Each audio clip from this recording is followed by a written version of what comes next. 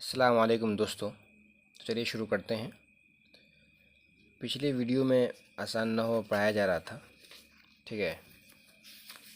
آسان نحو کا 2 سبق ہو چکا تھا۔ یہ ابھی جتنی بھی پڑھائی گئی ہے وہ اس میں مفرد کی بحث تھی، ٹھیک ہے۔ اب تیسرے سبق میں یہاں مرکب کی سٹارٹنگ ہونے والی ہے، تو سب سے پہلے مناسب معلوم ہوتا ہے کہ یہ چالو ہونے سے پہلے مرکب کی بات کرنے سے پہلے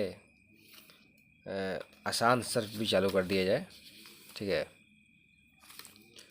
آسان صرف جو فعل سے ریلیٹڈ ہے، ورب سے ریلیٹڈ ہے، ٹھیک ہے، جس کا تعلق ورب سے ہے، اس کی تھوڑی بات ہو جائے سلیبس کے حساب سے، جیسے جیسا بھی ضرورت کے حساب سے تھوڑا تھوڑا یہ بھی چلنا چاہیے۔ اس کے بعد پھر یہ آسان نہ ہو چلتا رہے گا انشاءاللہ۔ تو 1-2 سبق اس کا بھی ہو جائے، اس کے بعد انشاءاللہ آسان نہ ہوگا، پھر چالو ہو جائے گا۔ چلیے شروع کرتے ہیں۔ پہلا سبق، علم صرف وہ علم ہے جس سے لفظوں کی گردان، صیغوں کی پہچان اور ایک صیغے سے دوسرا صیغہ بنانے کا طریقہ معلوم ہو، ٹھیک ہے۔ یہاں پہ علم نحو کی پہلے بات ہوئی تھی، تعریف میں کیا ہوئی تھی؟ وہ جس سے کلمات کو جوڑنے کا طریقہ معلوم ہو اور ہر کلمے کے آخری حرف کا اعراب معلوم ہو۔ علم نحو کی تعریف یہ تھی، ڈیفینیشن اس کا یہ تھا کہ 2 کلمات کو کیسے جوڑنا ہے اور اس کلمے کے آخری حرف پر کون سا اعراب دینا ہے۔ لیکن اس میں کیا ہے؟ وہ علم ہے جس سے لفظوں کی گردان، صیغوں کی پہچان اور ایک صیغہ سے دوسرا صیغہ بنانے کا طریقہ معلوم ہو۔ لفظوں کی گردان، جیسے بہت سارے صرف صغیر، صرف کبیر، اس طرح کے گردان آتے ہیں، جیسے نصرا، نصرا، نصرو، نصرو، نصرت، نصرتا، نصرنا وغیرہ وغیرہ، ٹھیک ہے۔ اس طرح کے 14 گردان اس کے آتے ہیں، اس کے 14 صیغے آتے ہیں۔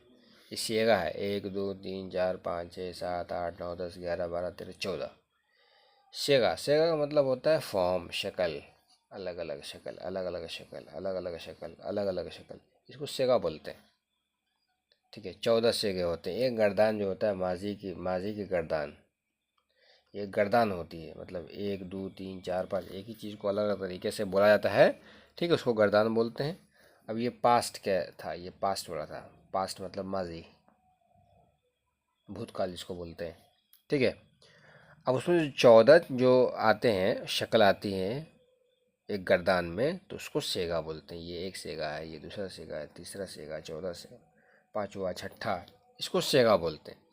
اس میں صیغوں کی اس سے کیا ہوتی ہے؟ پہچان ہوتی ہے کہ یہ کون سا واحد ہے، کون سا تثنیہ ہے، کون سا جمع ہے، کون سا مذکر ہے، کون سا مؤنث ہے، اور ایک صیغہ سے دوسرا صیغہ بنانے کا طریقہ معلوم ہوتا ہے کہ یہ صیغہ بنا نصرہ، اب اس سے دوسرا صیغہ کیسے بنے گا، تو اس سے بھی طریقہ معلوم ہوتا ہے۔ جیسے نصرہ بنا، پھر آگے بنا نصرو، اس کے آگے بنا نصرت، سمجھے؟ اس طرح صیغہ بنانے کا اس سے طریقہ معلوم ہوتا ہے علم صرف سے۔ اس کا فائدہ کیا ہے؟ اس علم کا فائدہ یہ ہے کہ اس سے الفاظ کو صحیح پڑھنا آ جاتا ہے۔ الفاظ کو صحیح پڑھنا جاتا ہے، کہاں پہ کیسے پڑھنا ہے، کون سے لفظ کو کیسے پڑھنا ہے، کہاں، ٹھیک ہے۔ اس طریقے سے اس کا فائدہ یہ ہے۔ چند ضروری اصطلاحات ہیں جو جاننا ضروری ہے۔ ضمہ کہتے ہیں پیش کو، جو یہ جاننا ضروری ہے کہ جہاں کسرہ آئے گا تو سمجھنا مشکل ہوئے گا کہ کس کو کسرہ بولیں گے، کس کو کیا بولیں گے۔ تو ضمہ آتا ہے، اسی کو کہتے ہیں پیش، جو یہاں بنا ہوا ہے پیش، ٹھیک ہے، یہ پیش بنا ہوا ہے۔ ضمہ مطلب پیش، مطلب یہ پہچان ہے۔ فتحہ مطلب زبر، مطلب یہ فتحہ ہے، فتحہ زبر، اور کسرہ مطلب زیر، کسرہ مطلب زیر، ٹھیک ہے، یہ زیر ہے، اس کو کہتے ہیں۔ اب ضمہ تھا تو مضموم پیش والا حرف، مفتوح زبر والا حرف، اور مکسور مطلب زیر والا حرف۔ کیسے؟ جیسے یہ مضموم تھا تو کہیں گے جیسے مان لو فعیلا، تو یہ فا کے اوپر کیا ہے؟ پیش ہے، مطلب ضمہ ہے. یہ ضمہ ہے، اس لیے اس حرف کو کہیں گے کہ یہ مضموم ہے، مطلب پیش والا ہے. سمجھے؟ اسی طرح اس کے عین کے نیچے کیا ہے؟ زیر ہے، مطلب کسرہ ہے. تو اس حرف کے بارے میں کہیں گے کہ یہ حرف کون سے حالت میں ہے؟ تو کیا کہیں گے؟ یہ مکسور کی حالت میں ہے، یہ مکسور ہے. مکسور مطلب زیر والا حرف، اور مضموم مطلب پیش والا حرف.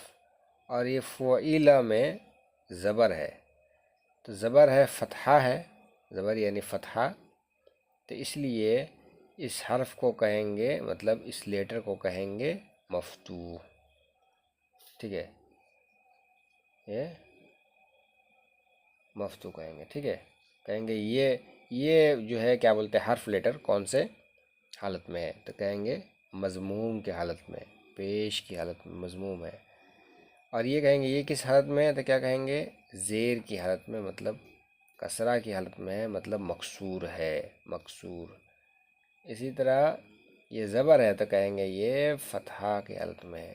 ٹھیک ہے، زبر کی حالت میں، اس کو کیا کہیں گے؟ مفتوح، کیونکہ یہ فتحہ میں ہے. سمجھ میں آ گیا؟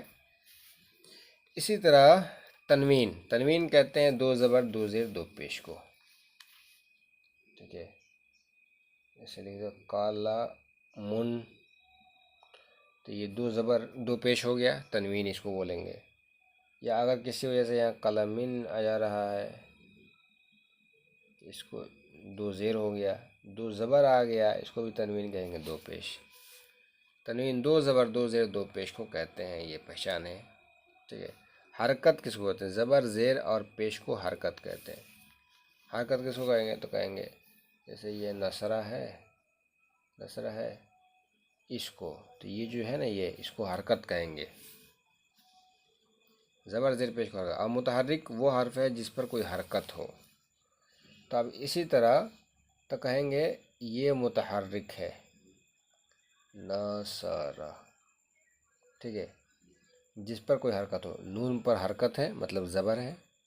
صاد کے اوپر بھی حرکت ہے، اور حرکت میں کون سا ہے؟ زبر ہے. را کے اوپر بھی حرکت ہے، تو یہ کیا ہے؟ متحرک. یہ متحرک حرف کہیں گے جس پر زبر زیر پیش میں سے کوئی بھی تین میں سے ہو. اگر تینوں میں سے نہیں ہوگا تو کیا ہوگا؟ جزم ہوگا، سکون ہوگا. ٹھیک ہے، جیسے کہہ دو نصرن، نصرن. تو یہ تو متحرک ہے، حرکت والا ہے، زبر ہے. یہ بھی متحرک ہے کیونکہ پیش والا ہے. اور یہ جو ہے اس پر زبر زیر پیش میں سے کوئی نہیں ہے، تو کہیں گے یہ کیا کہیں گے؟ اس کو ساکن، ساکن کہیں گے. ٹھیک ہے، مجزوم کہیں گے جس پر جزم ہو، جس پر ساکن ہو. آگے آ رہا ہے سکون اور جزم، حرکت نہ ہونے کو کہتے ہیں. سکون اور جزم، سکون اور جزم کس کو کہتے ہیں؟ حرکت نہ ہونے کو. جیسے یہاں پہ اس نصرن میں کیا تھا؟ حرکت نہیں تھا، کوئی بھی زبر زیر پیش نہیں، اس لیے اس کو سکون اور جزم کہتے ہیں. ساکن وہ حرف ہے جس پر کوئی حرکت نہ ہو، تو اس کو کہیں گے سکون یا جزم. اور یہ جس پر ہوگا، جس حرف پر ہوگا، اس کو ساکن کہیں گے. جیسے دوسرے حرف کو متحرک کہہ رہے تھے، اس حرف کو متحرک کہہ رہے تھے، اسی طرح جس پر جزم ہو، جس پر سکون ہو، اس کو کہیں گے ساکن. اس کو کیا کہیں گے؟ ساکن. تشدید، ایک جنس کے دو حرفوں کو ایک لکھنا اور دو پڑھنا، جیسے ربن کی با اور حرف مشدد کی علامت کو بھی کہتے ہیں. تشدید کس کو کہتے ہیں؟ ایک جنس کے دو حرف ہوتے ہیں. ٹھیک ہے، ربن دیکھنے میں تو لگ رہا ہے ایک ہے، لیکن یہ تشدید ہونے کی وجہ سے اس میں دو با پڑھا جاتا ہے. رببن ایسے تھا، پہلے تو ایسے تھا رب بن، رب بن، لیکن اس کو اب ایک ہی جنس کا ہے، یہ با ایک ہی ہے، تو یہی با سیم ٹو سیم ہے. ایسا نہیں کہ با کی جگہ تا لکھ دیا ہوا ہے، ایک ہی جنس ہے نا، ایک ہی جینڈر ہے دونوں کا. تو اسی لیے اس میں کیا کرتے ہیں، دونوں کو ملا کے اور یہ تشدید دے دیتے ہیں اور لکھ دیتے ہیں ربن، ایک جنس کے دو حرفوں کو ایک لکھنا اور دو پڑھنا۔ تو لکھا تو ایک جاتا ہے لیکن پڑھا ایسا جاتا ہے کہ دو بار، رب بن، رب بن، اس طرح جیسے ربن کی با، اور حرف مشدد کی علامت یہ ہے۔ تو کیا کہیں گے، اب یہ ہے تو جس پر یہ تشدید ہے، یہ کیا ہے، تشدید ہے، یہ تشدید ہے، اور جس حرف پر یہ ہوگا، جس حرف پر یہ ہوگا تشدید، اس حرف کو کیا کہیں گے، مشدد۔ اس کو کیا کہیں گے، اس کو کہیں گے مشدد حرف، مشدد حرف، ٹھیک ہے، مطلب تشدید والا، جیسے ربن کی با، ٹھیک ہے، ربن کی با جو ہے یہ کیا ہے، تشدید والا ہے، مشدد ہے۔